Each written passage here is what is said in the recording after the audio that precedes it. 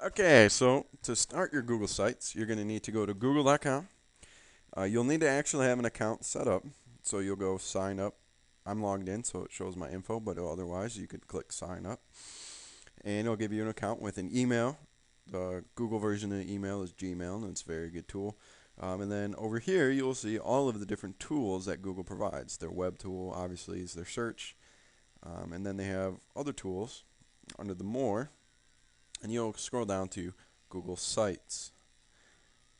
Okay, and when you go there, it'll be your account page, which will have all of your sites. I have a lot. A lot of these are just projects that I've made for tutorials. There's my classroom webpage that I do for my students.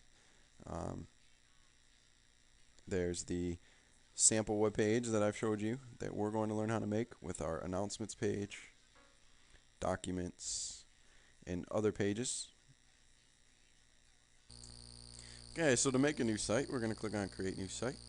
And we have our first page here of where we can choose our templates and name our site.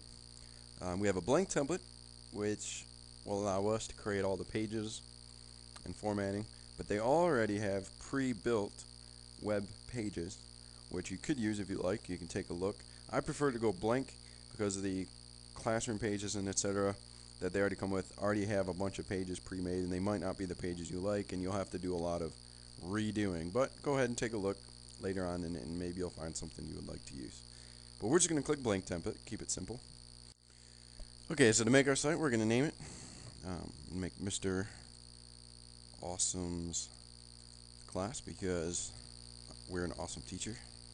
And that automatically makes our website for us that will match, our URL will match the name of our site. We can change that if we like and rename the URL by typing in there. But we'll just leave it the same right this minute. You'll choose your theme, lots of different themes here, different colors, different layouts. Some have art on it, some have fancy pictures. Um, but we're just going to choose this Ember. You'll scroll down to more options, site description. This is where you can give a little short description of your site that'll show up when people do a search and the link to your site shows up on the internet. It'll have a little blurb underneath. This is what will show up. So we're going to put Mr. Awesome's totally cool science website. And then the share with is something that's kind of neat about Google Sites. Most likely you're going to want it on everyone in the world, and this just means anybody can go to your site and see it. But if you want to block it, and let's say you're making an intranet site, where let's say you wanted a site just for a science department, and only they could look at it, then you would put only people I can specify, and then each person would have to be invited through their Google account. So you would go in and type these people can see it.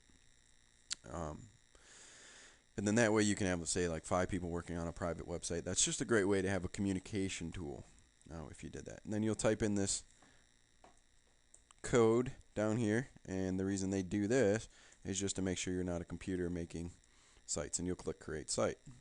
Now, if it says please retype the code, that means you possibly typed it in wrong. Or there's one other little glitch that this will keep showing up for another reason. So if you're convinced that you type the code in right, usually it'll take you right to the problem. But if not, you could come check this out.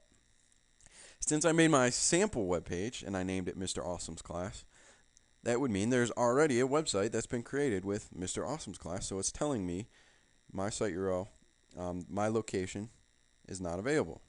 That's because this site web name has already been named, already been used.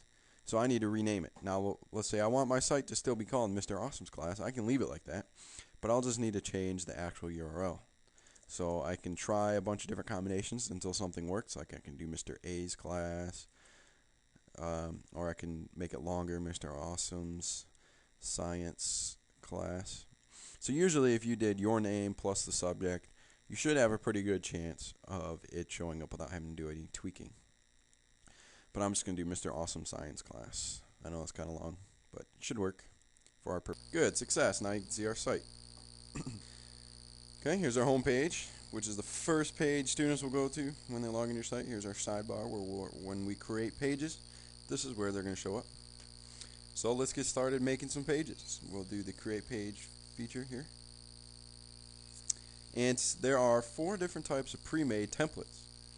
You have a web page, which is a basic page if you want to just add content, pictures, videos, anything, just a basic website. You'll click that. We have an announcements page, which is like a blog. So if you want to have a little mini blog, you will click that. We have file cabinet, which is where you can upload documents and it can store them and sort them. It's a pretty cool tool. And then lists, where you can upload information in a list format. Students can sort. It's a good way to provide links and resources and things of that nature. So let's make our basic website pages first. Okay, we're going to make the web page first, but what I would like you to do is stop for a second. If you haven't been following along, go ahead and see if you can get to this point. And then when you click on the next video, it will show you how to make the various types of web pages.